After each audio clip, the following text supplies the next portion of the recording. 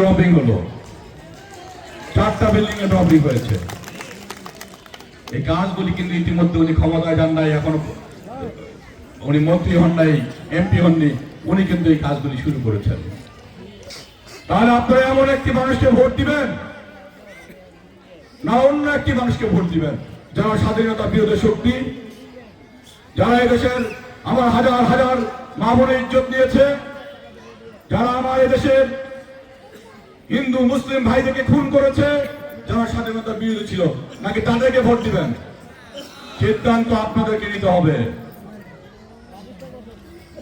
৭১-এর পক্ষে শক্তিকে ভোট দিবেন না ৭১-এর বিপক্ষে শক্তিকে ভোট দিবেন? যারা এদেশে বাংলা ভাষা চায়নি তাদেরকে ভোট দিবেন না যারা এদেশে বাংলা ভাষার জন্য রক্ত দিয়েছে তাদেরকে ভোট দিবেন? তো প্রিয় মা বোনেরা ভাইয়েরা, আমি বক্তব্য বাড়াবো না।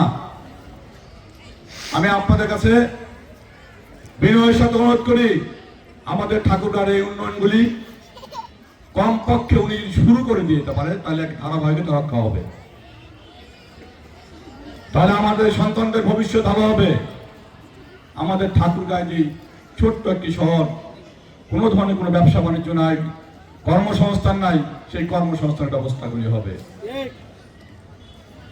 আমি ওই জন্য আপনাদের কাছে অনুরোধ করব, দল মতের ঊর্ধ্বে উঠে আমি আবার বলছি, আমরা অন্য কোন দলকে হয়তো ভোট দিয়েছি, এবার যদি সেই দলটি নাই, আবার যদি ওই দল ফিরে আসে, আপনারা যারা ভোট দিতেন তাদেরকেই ভোট দিবেন, কোনো আমাদের আপত্তি নাই।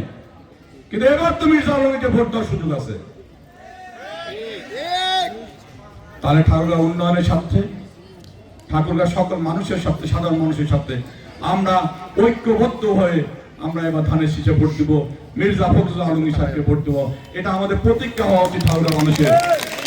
আর এই জায়গায় যদি আমরা ভুল করি, যেমন আমরা সকলে ঠাকুরগাঁ বাইরে গেলে সম্মান পাই, বিদেশে গেলেও সম্মান পাই, এরপরে ঠাকুরগাঁ মানুষরা যখন অন্য কোনো জেলায় যাব, ঠাকুরগাঁর নাম শুনলে বলবে, তোমরা ভালো মানুষ চেনো না, তোমরা ভোট দিতে শিখো নাই, আমাদের সাথে ভালো আচরণটুকুও করবে না।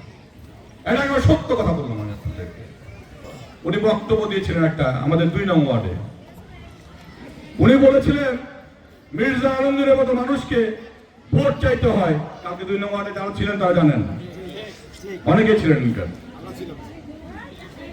এইটা খুব দুঃখজনক। উনি যে কোনো জেলায় নির্বাচন করবে, ওনাকে বিপুল ভোটের মাধ্যমে সেই আর একটি দলের দাঁড়িপাল্লা মার্কার বৃহত্তর 2টি দল, এটা অস্বীকার করার সুযোগ নেই। কাদেরকে হুমকি দেন? যে দেশে লক্ষ লক্ষ নেতাকর্মী বিএনপি আছে, সমর্থকরা আছে, কথা বলতে চাই না, আমরা কাউকে ধমক দিয়ে দেন, আমরা মানুষের মন জয় করে ভালোবাসা দিয়ে ভোট দিতে চাই। আর এদেশে বহুদিন পরে, প্রায় 15 বছর পরে একটি ভোট উৎসব শুরু হয়েছে। আমাদের এই দেশের মানুষ, আমরা আমাদের মা বোনেরা দল বেঁধে ভোট দিতে যায়, ওখানে গিয়ে কেউ চা খায়, কেউ পান খায়, কেউ গল্প করে আনন্দের সহিত ভোট দিতে চায়। 15 বছর সেটি ভোটটা আপনারা দিতে পারেননি। এবার সেই সুযোগ এসেছে, ভোট কেন্দ্রে যেতে পারবো এবং ভোট দিতে পারবো, আমার মতামতটা আমি দিতে পারবো, আমি আমার খুশি তাকে দিতে পারবো। এই একটি সুন্দর পরিবেশ দীর্ঘদিন পর এসেছে। এই পরিবেশকে যদি কেউ বাধা দেওয়ার চেষ্টা করে, তাহলে দেশের সাধারণ মানুষ তার দাঁত ভাঙা জবাব দিবে ইনশাল্লাহ। হিন্দু, বৌদ্ধ, খ্রিস্টান, মুসলিম সকল ঐক্যবদ্ধ, সকলে মির্জা ফখরুল ইসলাম আলমগীর সাহেবকে ভোট দিবে এবং ধানের শীষকে বিজয় করবে।